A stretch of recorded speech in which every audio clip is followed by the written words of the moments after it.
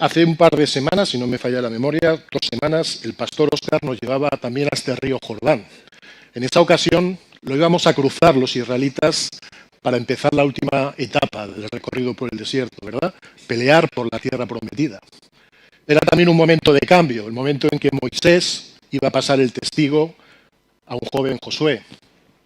Parece que el Jordán siempre está de alguna manera presente en momentos importantes espiritualmente del pueblo judío. Hoy volvemos a estar en este Jordán.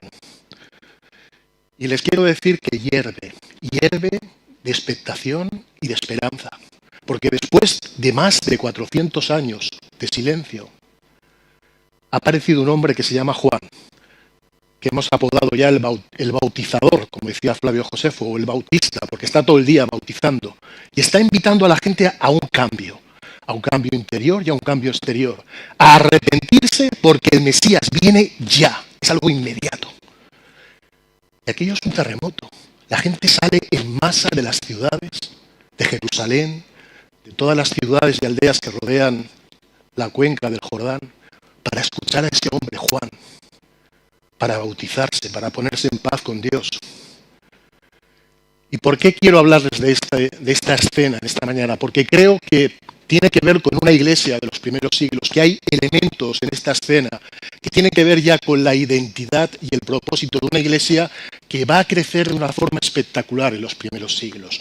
Una iglesia que a finales del primer siglo se calcula que tendría 30.000 cristianos y que solo un siglo después, a comienzos del siglo III, se estima en 30 millones de personas. De 30.000 a 30 millones en poco más de un siglo. Oficinas de Jerusalén, de estos elegantes, el sumo sacerdote, miembros del Sanedrín, debieron reunirse y decir, tenemos que hacer algo con este hombre. Esto es un escándalo. La gente lo sigue en masa, la gente lo quiere, la gente lo escucha. Y habría voces diciendo, es que he escuchado que algunos dicen que es el Mesías. Lo quiere con locura, lo escucha, lo sigue. Podemos tener un problema. Y al final acordarían que lo más prudente era primero elaborar un dossier de información. Vamos a enviar una comisión de investigación que pregunte, que escarbe, ¿quién es Juan? ¿De dónde viene? ¿Cuáles son sus orígenes? ¿Quién es? ¿Quién se piensa él que es? Porque ya sabemos que es un pobre loco. Pero ¿quién se piensa él que es? De hecho, cuando le preguntan, le dicen, ¿quién dices tú que eres? Como diciendo, ya sabemos que eres un pobre desvariado, pero ¿tú quién te crees que eres? Y después, con toda esa información, tomamos decisiones. Y nombran un par de sacerdotes y levitas que saben que eran como la policía del templo y se plantan allí, en esa ribera del Jordán. Y empiezan un interrogatorio en toda regla. Primera pregunta, ¿quién eres? ¿Eres el Mesías?